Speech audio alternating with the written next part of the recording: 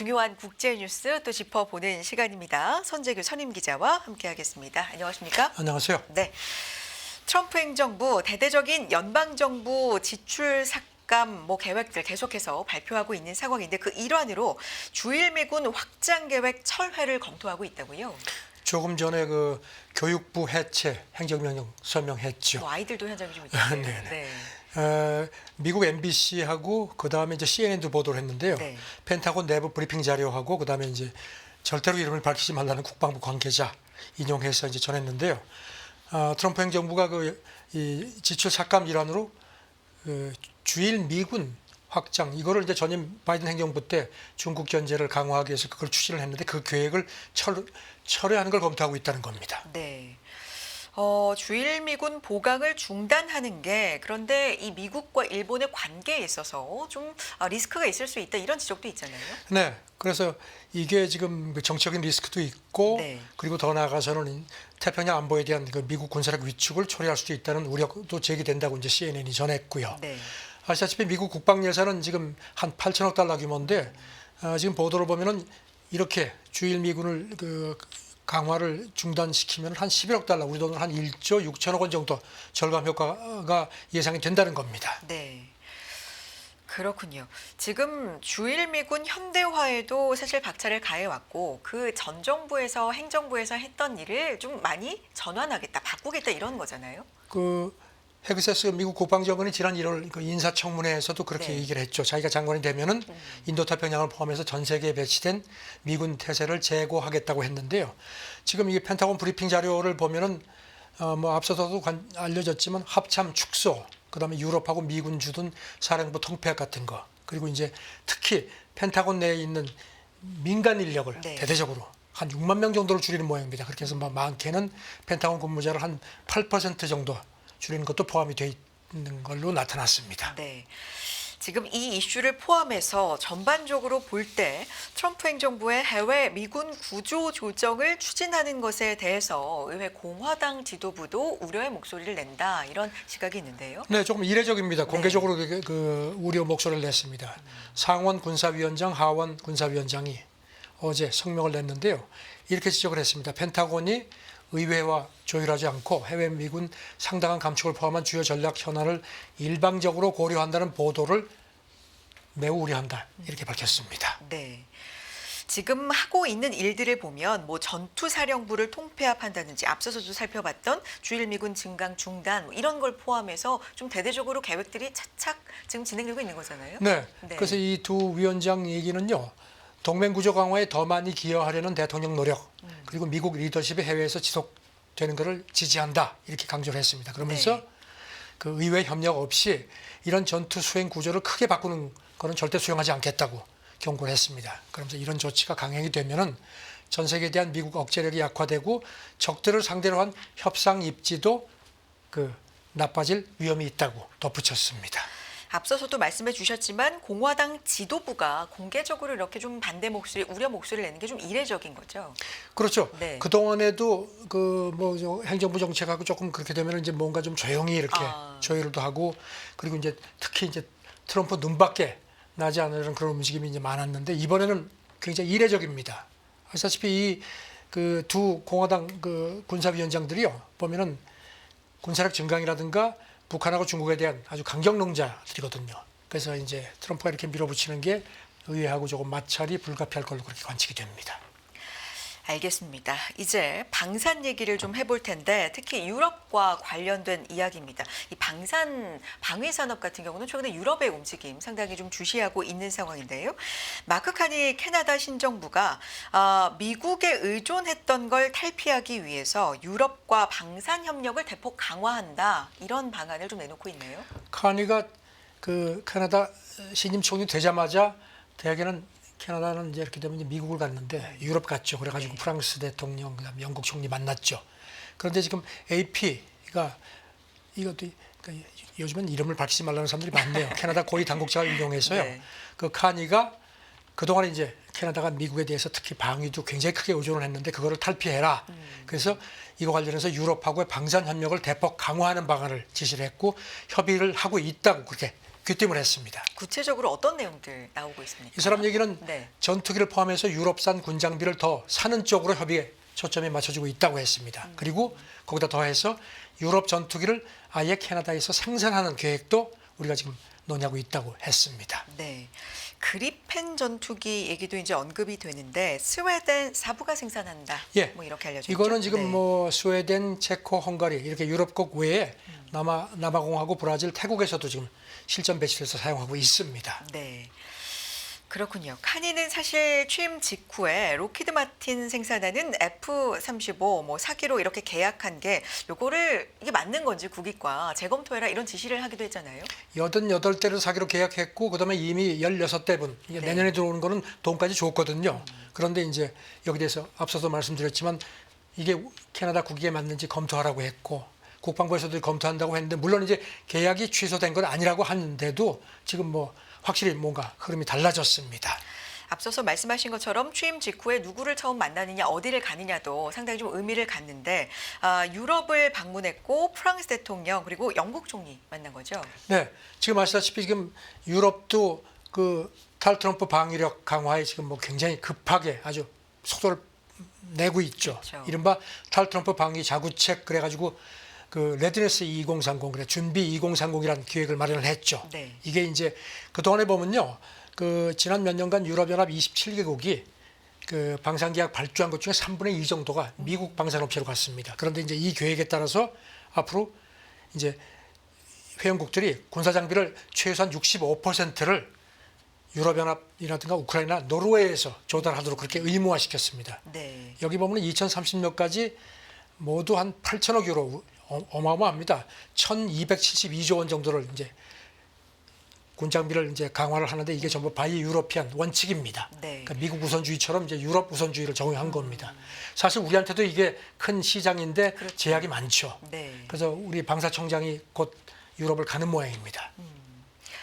회원국들은 군사 장비의 이제 최소 65%를 유럽, 우크라이나, 노르웨이에서 조달해야 노르웨이가 되는- 이제 군사 그 방산이 상당히 발달돼 있죠. 네. 이런 부분들 사실 말씀해 주신 것처럼 우리나라도 이 방위 산업과 관련돼서는 지금 동향이 어떤지 상당히 주시할 필요가 있기 때문에 이 부분 네. 좀 따라가 보겠고요. 저희 오늘 뒷부분에 방위 산업, 방산 얘기를 조금 더 해볼 예정이니까 또 귀 기울여 주시기 바랍니다. 자, 다음 내용으로 넘어가 보겠습니다. 트럼프 푸틴 통화 상당히 좀 길게 했다 이런 얘기도 전해드렸었고 이게 이제 종전이라든지 어떤 영향을 미치는지 좀 얘기를 드렸었는데 중국 관영 매체는 여기에 대해서 상징적 의미가 훨씬 더 크다 이렇게 얘기하냐 어떤 의미입니까? 어제 뭐 파이낸셜 타임스 뭐 이코노미스트 같은 서방 언론들이 네. 조금 많이 폄하하는 보도, 폄하하는. 예, 그래서 이제 말씀드렸는데 중국도 비슷한 네. 논조. 물론 중국 정부는 입을 다물고 있는데 이제 중앙 TV 이건 사실 뭐 중국 정부를 이제 대변하는 셈이죠. 거기 이제 소셜 미디어 계정이 있는데 거기 어제 게시물을 올렸습니다. 실제보다 상징적 의미가 훨씬 더 크다. 평가절하했습니다. 평가 절하한 거죠. 그러니까 그렇죠. 상징적인 의미가 크다. 구체적으로 어떻게 얘기하고 있습니까? 그래서 이제 이렇게 썼습니다. 양국, 그러니까 미국하고 러시아 관계가 마치 회복 기미가 있는 것 같지만 실제로 미국하고 러시아의 그 상호작용, 그동안의 과거를 보면 이런 모습이 결코 적었다고 할 수 없다. 슬그머니 돌려가지고서 꼬집었습니다. 과거의 사례 구체적으로 언제를 얘기하고 있는 걸까요? 그래서 이제 오바마 때를 네. 상기시켰습니다. 2009년 그때 미국하고 러시아 외무장관이 이제 양국 관계 리셋을 발표를 했는데 그래가지고 뭐 한동안 쭉 가다가 이게 그 2014년에 그 러시아가 크림반도를 병합하자 이제 그때 미국에서 강력하게 제재를 하면서 이제 그때 취하게 됐다는 겁니다. 그러다가 이제 이번에 또 리셋을 얘기를 하는데 리셋이란 표현이 많이 쓰였다는 겁니다. 그러니까 뭐 그거 그렇게 뭐 실제보다는 상징적 의미가 훨씬 크다 이렇게 지적을 한 겁니다. 그렇군요. 뭐 통화 의도 계속해서 좀 깎아내리는 네, 그런 어떤 정황들을 얘기를 했다고 하는데 구체적으로 어떤 게 있을까요? 아주 집요하게 좀 깎아내렸습니다. 네.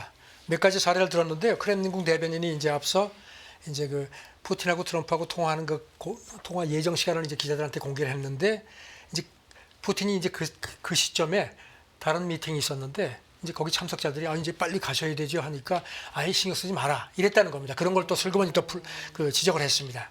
그리고 또 이번에 어제 말씀드렸지만 그 푸틴하고 트럼프가 이제 통화하고 나서 이제 백악관 쪽에서 발표하면서 이란이 이스라엘을 그 괴롭히지 못하도록 한다는데 의견을 같이 했다고 했는데 러시아 쪽 발표에는 그게 없다는 점도 상기시켰습니다. 제가 어제도 이게 뭔가 좀 엇박자가 있을 거라고 그러니까요. 했는데 이 중국이 이걸 또 탁 집어냈습니다. 네. 근데 푸틴 대통령 과거부터 이렇게 국제사회 어떤 약속이나 이런 거에 좀 늦기로 좀 유명하지 않나요? 그렇죠. 그렇죠. 그리고 네. 이제 또 우크라이나 휴전 가능성도 크지 않다는 네. 그런 지적을 했습니다.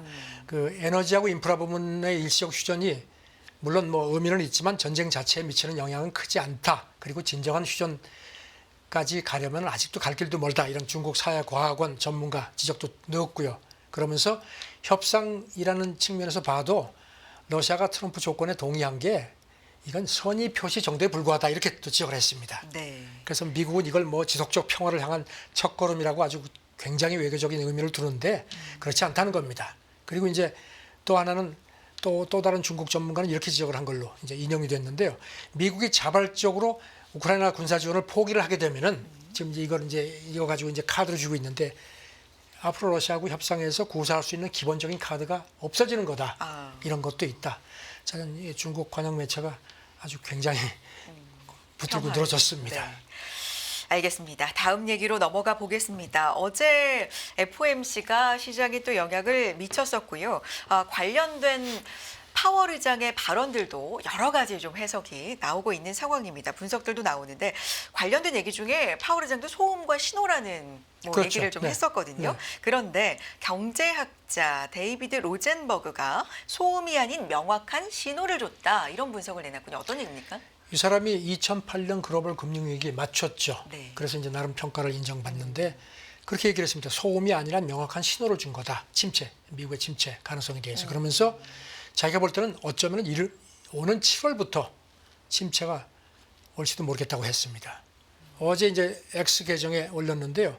이제 그런 거 근거로다가 연준이 예상한 올 연말 실업률이 4.4%. 이건 자기가 굉장히 주목이 된다는 겁니다. 이게 지금의 경기 사이클 최저점보다 100bp 정도가 높다는 겁니다. 그리고 1948년 이후에 전미경제연구소가 정의한 침체 없는 실업률이 이 정도 수준을 본 적이 한 번도 없었다. 네. 이렇게 근거를 들었습니다.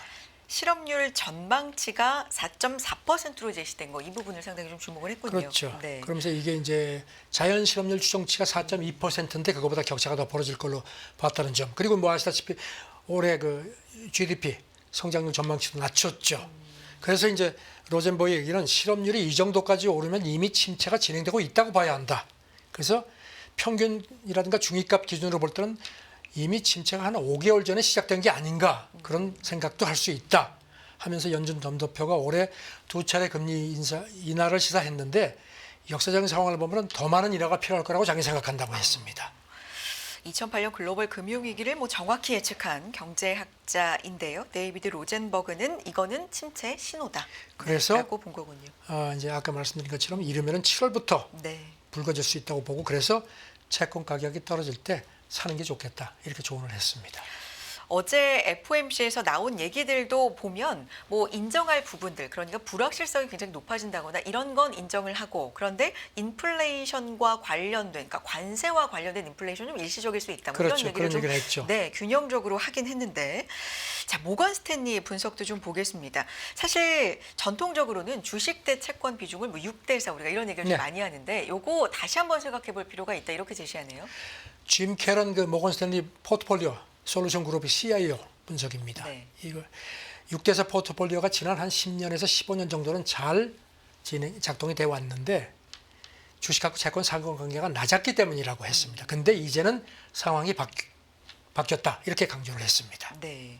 어떻게 상황이 바뀌었다고 얘기합니까? 구체적으로? 조금 더 기술적인 설명을 네. 했습니다. 과거 3년간 주식하고 채권 상관관계를 보면은 최근의 수익률 상관성이 115년 새 가장 높은 수준이라는 겁니다.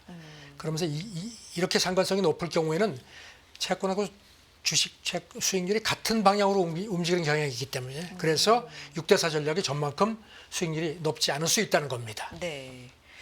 6대 4가 정답이 아니다. 그러니까 약간 불확실성도 커졌으니까 시황에 따라서 유동적으로 그렇죠. 좀 조정을 해보자. 이런 그러면서 이제 얘기군요. 거기 덧붙이기를 1981년부터 2021년까지 이 전략이 연평균 한 7.5% 수익률을 냈다.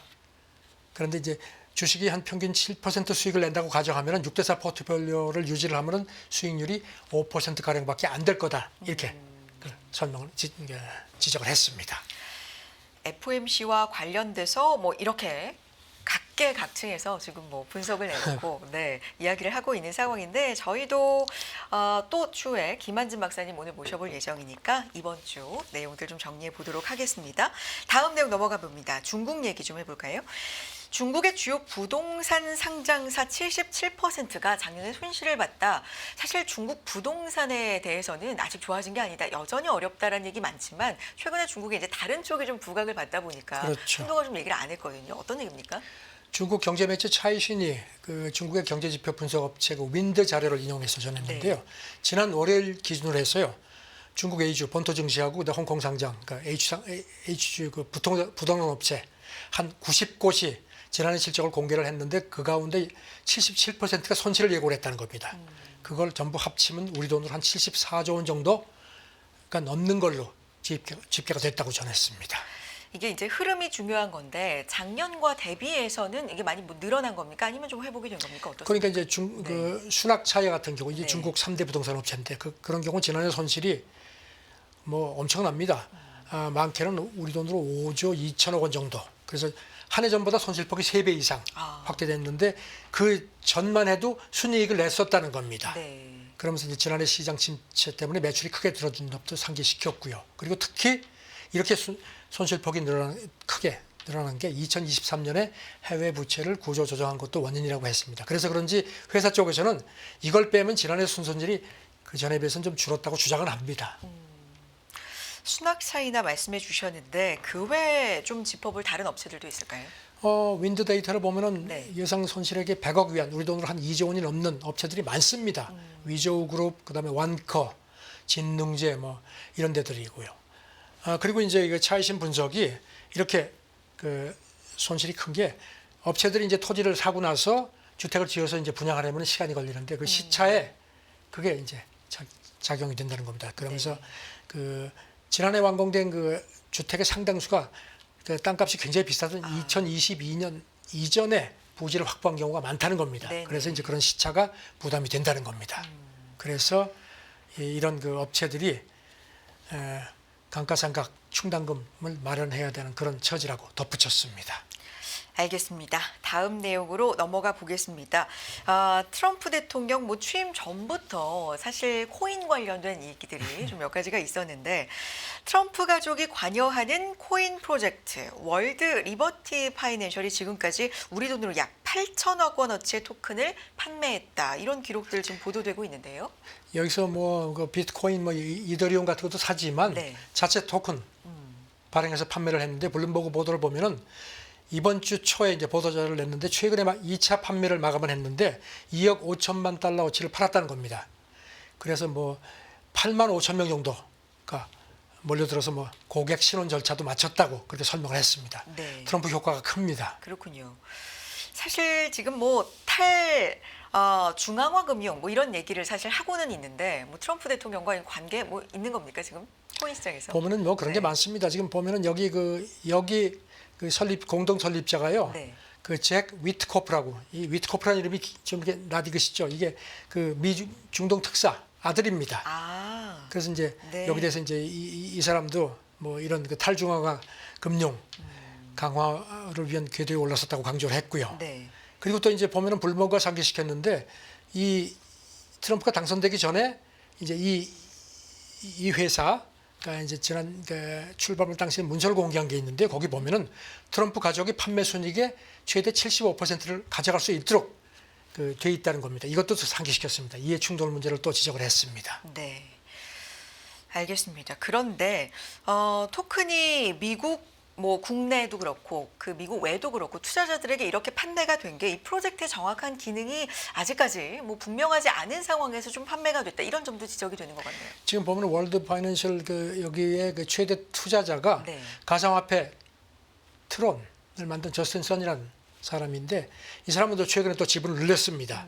그런데 문제는 이 사람이 그동안에 지난 몇 년 동안 그러니까 바이든 행정부 때도 그렇고 미국 증권거래위원회하고 그 사기 혐의 민사소송을 해온 게 있는데 트럼프 당선되고 나서 이거를 이제 마무리하는 작업을 지금 하고 있다는 게 블룸버그 보도입니다. 네.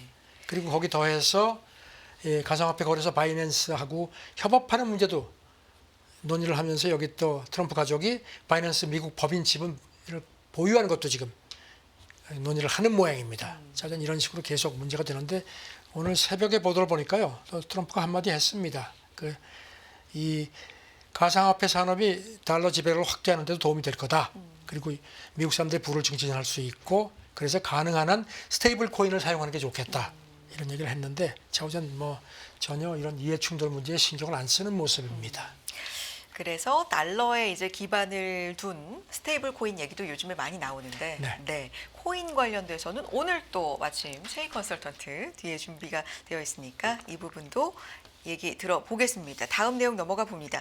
트럼프 그룹이 현지 기업하고 합작해서 인도 상업 부동산 시장에 진출한다 이런 발표를 했다고요? 저는 뭐 자꾸 트럼프 그룹 얘기를 하는데 트럼프가 미국 대통령이기 때문에 이렇게 할 수밖에 없죠. 네. AFP 보도인데요. 트럼프 그룹이 현지 기업하고 합작해서 지금 인도 주거 부동산은 이미 갖고 있고요. 한 4채를 갖고 있는데 그 빌딩을요. 상업 부동산 처음으로 진출한다고 발표를 했습니다. 네. 지금 인도 파트너가 트리베카 디벨로퍼스 여기죠? 거기서 이제 성명을 냈는데요. 그 서부 마하수트라주의 그 푸네라는 도시가 있는데 거기 이제 트럼프 월드센터를 신축을 해서 분양을 한다고 하는데 분양 규모가 뭐 근 한 3억 달러 정도, 우리 돈으로 한 4,300억 원 정도가 될 걸로 전망이 됐습니다. 네. 트럼프 그룹 그 운영 책임자가 이제 차남 에릭이죠. 여기에 이제 인도가 트럼프 브랜드에 매우 열광한다. 그러면서 기존의 그 주거용 비즈니스에 성공을 했기 때문에 상업 부동산 지출을 자랑스럽게 생각한다. 뭐 전혀 거리낌이 없습니다. 일기 때도 이제 장남 주도로 해서 어떤 부동산 관련돼서 인도하고 계획들이 좀 있었잖아요. 2018년에 네. 인도 갔죠. 그래서 이제 뉴델리 외곽에 이제 현지하고 해서 이제 주거용 부동산 프로젝트를 이제 성사시켰죠. 물론 트럼프가 이제 재집권하면서 그룹 경영에 직접 참여하지 않는다고 발표는 했는데 네. 그렇다고 해서 뭐 이해 충돌 시비가 없는 건 아닙니다. 지금 보면은 인도 뭐 세계에서 인구가 가장 많죠 지금. 작년 같은 경우에 상업 부동산 수요가 엄청 늘었습니다. 뉴델리를 비롯한 그 7대 도시 사무실 임대 수요가 연 평균 한 23% 늘어났기 때문에 지금 그래서 지금 글로벌 부동산 기업들이 인도를 굉장히 특히 상업 부동산 시장을 주목하고 있습니다. 그렇군요. 인도 경제 뭐 성장하고 있고 주목을 받고 있는 가운데 상업용 부동산 수요까지 늘고 있다. 그래서 네. 이제 트럼프 그룹과도 관련된 얘기 전해주셨고요. 다음 내용 넘어가 봅니다. 짐바브웨 올림픽 수영 이관왕 출신인데 커스티 코번트리 국제올림픽위원회 그러니까 IOC 새 위원장이 됐는데 상당히 의미가 있죠. 네, 우리 시간으로 어제 밤에 네. 선출이 됐습니다. 그 커스티 코번트리 41살인데요. 올림픽 뭐 메달리스트 출신입니다. 사상 처음으로 여성이면서 아프리카 출신 IOC 위원장에 뽑혔습니다. 네.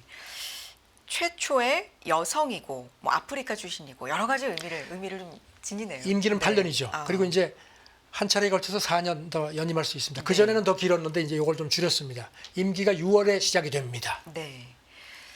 알겠습니다. 이 사람은 참 그러니까 짐바브웨 체육장관 지냈고 IOC 선수위원장도 했고요. 그런 건데 이렇게 되니까 이제 이번에 그 7명의 후보가 경합을 했거든요. 역대 제일 많습니다. 10대 이제 위원장인데요. 이 중에 유일한 여성이었는데 됐습니다. 우리 그 전라북도가 이제 2036년 하계 올림픽 개최지 선정에 지금 이제 후보로 들어가 있는데 이제 이 사람이 주도해서 이제 IOC 총회에서 이제 표결을 하게 됐습니다. 네. 최초의 뭐 여성 IOC 위원장이라고 하니까 앞선 9명은 모두 남성이었다는 거고. 그리고 오늘 새벽에 점에서도 보니까 이제 자기가 네. 앞으로 이제 운영하는 거에 대한 기자들한테 어떤 올림픽 본래 정신을 되찾겠다 하면서 휴메니티 얘기를 했습니다. 그러면서 이제 트럼프 하고도 그 좋은 관계를 맺도록 노력하겠다 이렇게 또 덧붙였습니다. 알겠습니다. 이 얘기 여기까지 하겠고요. 다음 내용 넘어가 보겠습니다. 행복 점수를 국가별로 좀 매기잖아요. 네. 이게 또 나왔나 봅니다. 이게 영국 옥스퍼드 대학하고 네. 뭐 갤럽하고 유엔하고 이제 해서 그 사람들이 이제 삶의 질을 스스로 평가해 가지고 이제 그 행복 지수라는 걸 내는데요. 네. 핀란드가 8년째 수위를 했습니다. 우리 같은 경우는 조사 대상국이 147개국인데 58위, 작년보다 6단계 떨어졌습니다. 그래요. 미국은 24위, 조사가 12년에 시작됐는데 최하위입니다. 유럽국들이 상위에 많이 들어갔습니다. 1등이 이제 핀란드라는 건데 8년째 가장 행복한 국가라는 건데 그렇죠. 부럽기도 하고 그리고 보면은 이제 행복하다고 하니까. 보면 네. 이스라엘 같은 경우는 전쟁 중인데도 8위로 랭크가 됐습니다. 아. 그 멕시코가 처음으로 톱10에 들어갔고요. 네. 이렇게 주목되는 게 서방 같은 경우는 2005년에서 2010년보다 이번까지 포함해서 2022년하고 그 기간에 훨씬 그 사람들이 덜 행복하게 느끼는 걸로 그렇게 조사가 됐고요. 특히 미국, 스위스, 캐나다 같은 경우에 그 덜 행복하게 느끼는 폭이 훨씬 더 커진 걸로 그렇게 비교가 됐습니다. 저도 요거 이제 기사를 보면서 내용이 뭘까를 보다가 이제 혼밥이란 단어도 들어가서 네. 좀 상당히 눈에 띄었었거든요. 네, 보면 이제 올해 같은 경우는 네. 어떤 그 배려 나눔이 행복에 어떤 영향을 미치는지를 더 분석을 했다 그러면서 조사해 보니까 타인의 친절에 대한 믿음이 우리가 생각하는 것보다 행복하고 훨씬 더 긴밀하게 연계되어 있다. 그렇게 되어 있는 것도 되어 있고, 그 다음에 이제 다른 사람들하고 밥을 같이 먹는 사람들이 더 행복한 걸로 되어 있다. 그래서 미국 사람들의 행복 지수가 많이 떨어진 것도 이제 혼밥 인구가 증가했다는 겁니다. 특히 동아시아에서는 우리나라하고 일본이 1인 가구 증가, 인구 고령화 때문에 그런지 혼밥 인구가 급증한 걸로 되어 있다고 그렇게 또 전했습니다. 그래요. 혼밥하고 행복하고도 또 관련이 있군요. 오늘 점심시간에는 좀 다들 어울려서 식사를 하시길 바랍니다. 알겠습니다. 여기까지 듣도록 하겠습니다. 국제뉴스 오늘도 발빠르게 전해주셨고요. 손재규 선임기자 함께했습니다. 고맙습니다. 네, 감사합니다.